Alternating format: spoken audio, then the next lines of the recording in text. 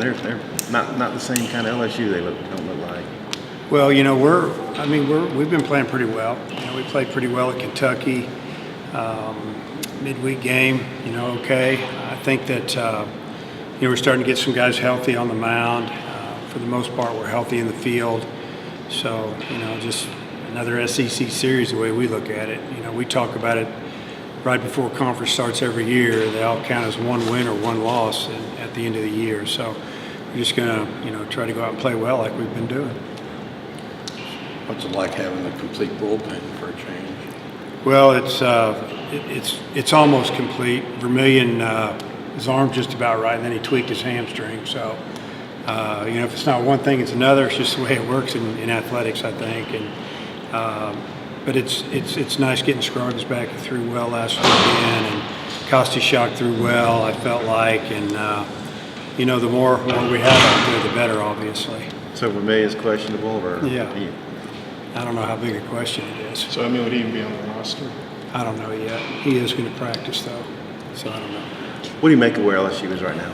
I don't know. I don't worry about everybody else's team. It's like I tell our guys before every series as well.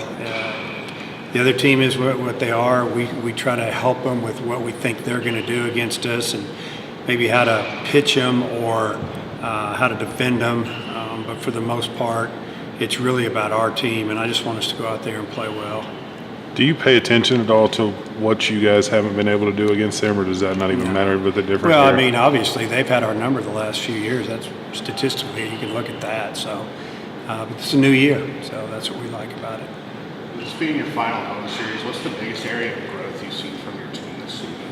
Well, I just think the new guys, the guys that were either on the team last year that didn't play a whole lot, maybe they were in backup roles, or some of the guys that are new in our program, I just think they've really come a long way. They wanted to write their own legacy, so to speak. They wanted to show that, last year's team was good, but, they can do it as well. And I think the team is really bonded. It seems like the team really likes each other and plays hard for each other. It's been fun to watch. It's been a really fun team to be around, and hopefully we can keep it going. Statistically, you guys have scored more runs, less home runs, but you've run more. Has that been a big key to that? Is the doubles that you guys have and the ability to run? What we do is last year we hit singles and home runs. This year we hit some doubles, a lot of doubles, and still hit some home runs, still hit singles obviously, but been able to manufacture some runs here and there where maybe last year we didn't have the right personnel to do that, whether we're advancing runners with a hit and run or, we seem like we've gotten a lot of sac flies at certain times of the year, but just being able to run an offense, being able to steal, read balls in the dirt and run and get in scoring position. And, we've done a pretty good job for the most part driving them in. Dave, do you guys have extra motivation against LSU? Because can you kind of play the underdog card? Because you're ranked a lot higher, you got a better record, you're leading the division, but they've beat you 8 straight years in the series. Well, those are things that I really can't control. I don't feel like that we look at this series much different than any other. I think it's more for the fans, to be honest with you. We were worried about going to Kentucky last week, and a team that got off to a great start at the beginning of the year and has personnel, has a great pitcher in Thompson, a couple other big arms, and it just hasn't happened. You can look around the league and see the same thing with, maybe South Carolina and some of these other schools. These are schools that were ranked in the top 25 preseason. It's what we talk about day one. The league's tough. They all count the same. LSU, they have a lot of tradition, but there's a lot of teams in this league that have a lot of tradition, and they can beat you if you don't play well. Where we are in the standings, I haven't talked to our team about it one time this year, not one time. And, we're just playing. The only thing that I've ever talked about is, we got a couple weeks left in the season, we'll be at the tournament. But other than that, not what we got to do, who we got to beat, who's got to do what.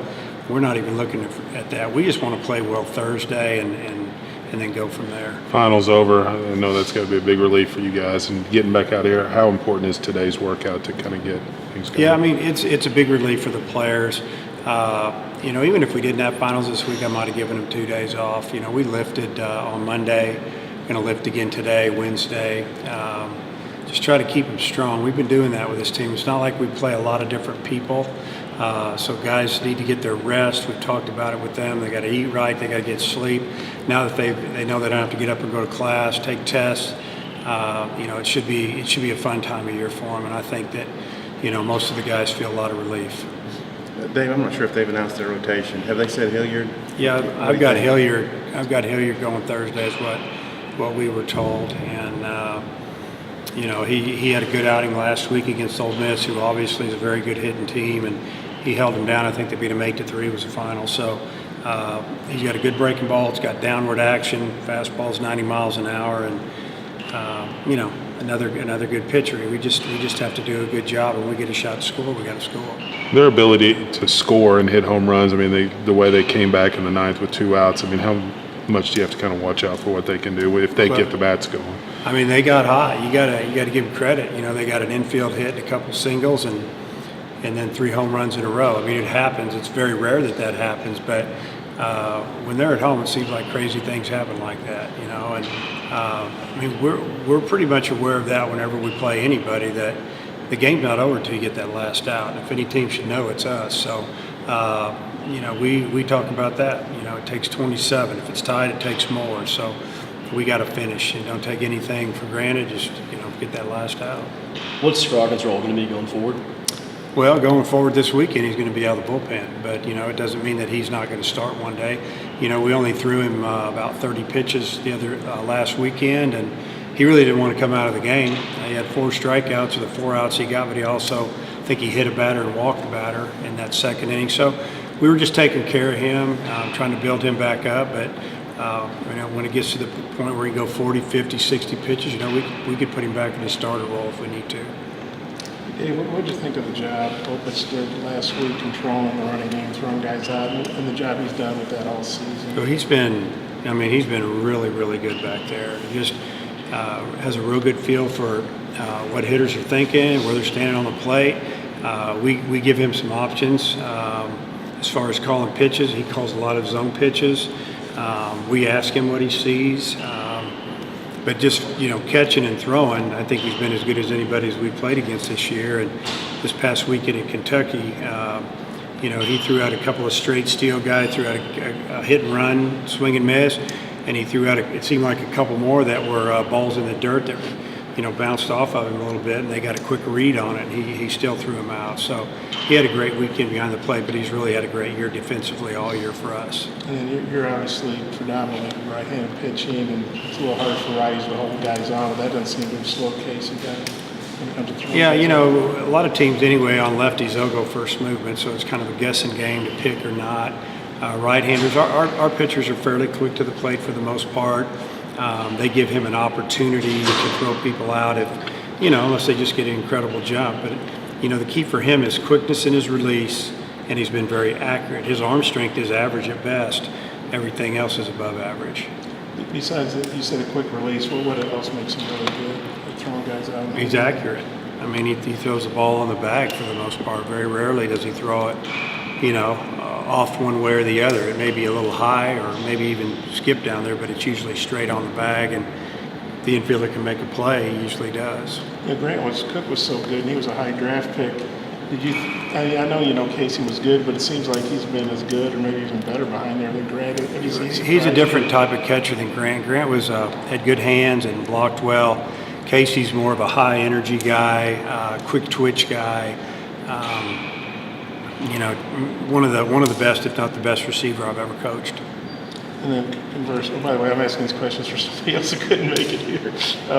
Conversely, LSU hadn't done a very good job of stopping the running game. You guys have some good team speed.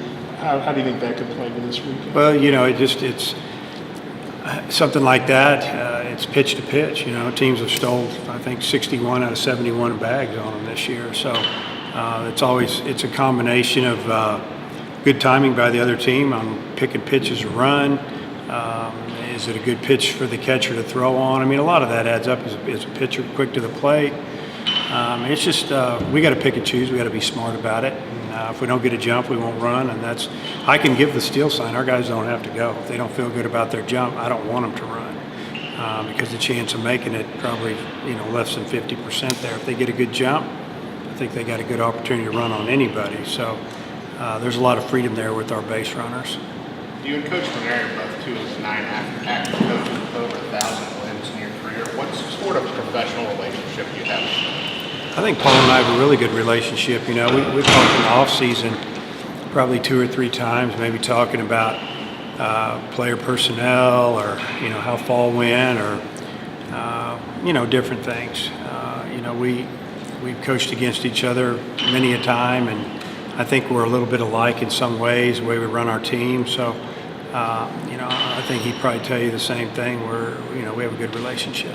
What was that 1,000th win like? I know you've got over 1,200, but does it matter though? I didn't even know. So I got on the bus, turned on my phone, and had a couple of text messages and didn't really know what was going on. Then I kind of put 2 and 2 together because I'd already won over 1,000 games as a head coach.